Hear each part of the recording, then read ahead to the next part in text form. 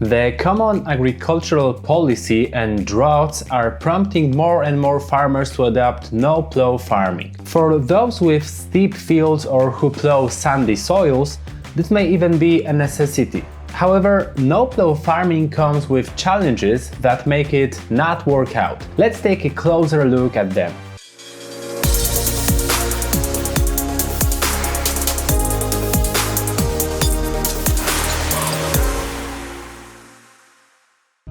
Large amount of crop residues.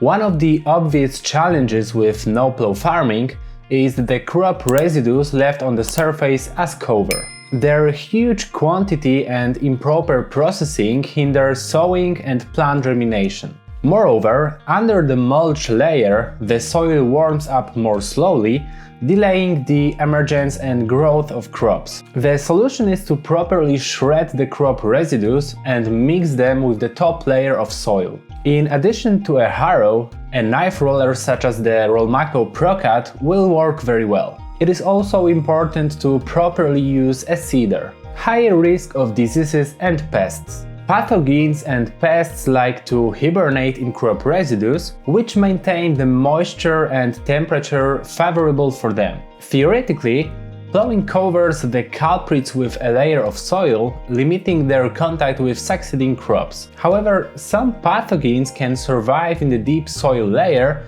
and after being turned over by a plow, infect crops sown in subsequent years. For this reason, proper crop rotation and the use of rich cover crop mixtures are crucial in disease control. Proper care of stubble also limits the development of diseases and pests. Moreover, the resistance of plants, the viability of pathogens, and the occurrence of specific pests do not depend much on the farming system. Sometimes there are fewer in one field and more in another. So it is worth considering why and choosing an appropriate method of control. Weed infestation and self-seeding development. Many studies show an increase in weed infestation in no-plough farming compared to traditional farming. Depending on the research environment, this increase ranges from 18% to even 77%. This can be noticed with the naked eye, especially in the first years of transitioning to a no-plough system. This is due to the fact that the weed seed bank is close to the surface and unwanted plants germinate more easily.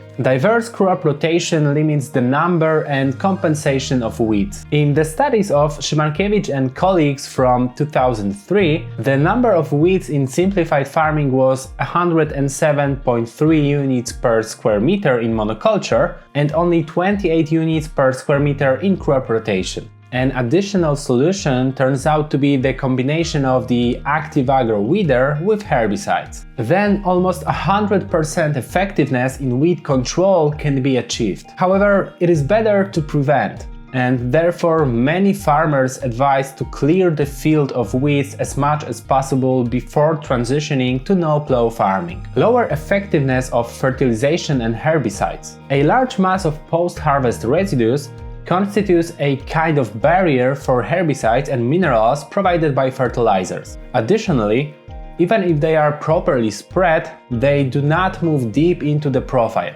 especially phosphorus, but remain only in the upper part of the soil. On one hand, this limits their nutritional properties for the plants, and on the other hand, it contributes to the acidification of the top layer. Therefore, it is very important to loosen the deeper layers of soil, for example with a U436 cultivator during no-plough farming. Moreover, it is recommended to use raw fertilization so that the fertilizer does not lie on the mulch, but reaches near the sown plant. In addition, pH regulation should absolutely be taken care of before transitioning to a no-plough system. This, combined with the abandonment of the plow, activates the microbiological life in the soil, which in turn improves the availability of phosphorus and other minerals in a natural and more assimilable way for the plants. Increased soil compaction.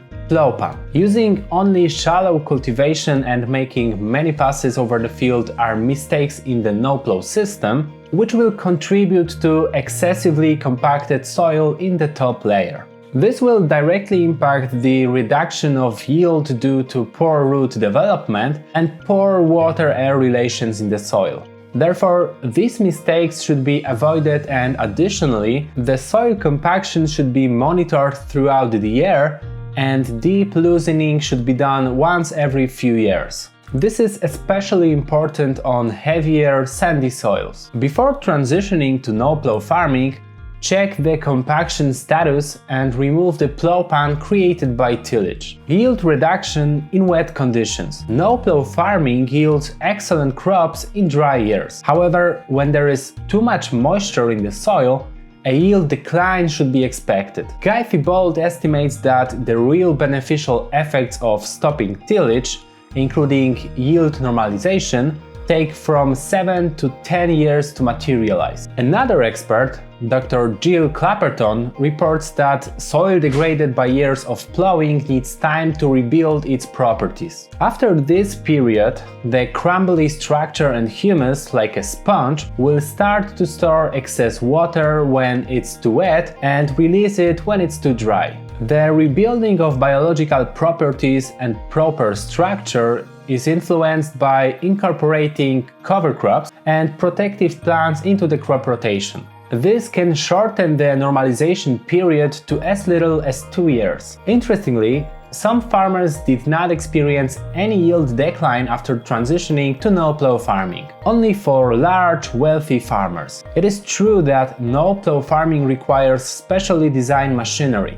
Due to the need to limit field passes, working with high-powered tractors that can pull wide implements proves to be extremely efficient. Besides, abandoning plowing and the necessary tillage in several hundred-hectare farms results in savings so significant that the investment in new machines pays off very quickly. However, many farmers in Poland switched to a no-plough system in early 2000s with a few beam stubble cultivator and a Zeder or a trusty Ursus at their disposal. Many of them successfully cultivate land without a plow on areas up to 20 hectares. Even those with several hundred-hectare farms started no-plough farming with dozens of hectares, limiting investments to 1-2 really necessary machines. In addition, the market offers such a wide variety of no-plough farming machines, ranging from rollers to large aggregates, that there is no need to immediately replace the entire technological park. Lack of appropriate knowledge. No-plough farming is not easy. It is not enough to park the plow in the bushes. You have to change the overall approach to field cultivation. You need to be aware of the challenges it entails and view this change more as an investment that will richly pay off when the field restores natural processes. Effective no-plough farming requires continuous learning. Usually it doesn't work due to a lack of knowledge and errors in managing cultivation. You might even say that no-plough farming is continuous learning because each field is different, each year is different, and even the quality of the sown grain is different. Therefore, first and foremost, acquire knowledge about no-plough farming. Watch our vlogs.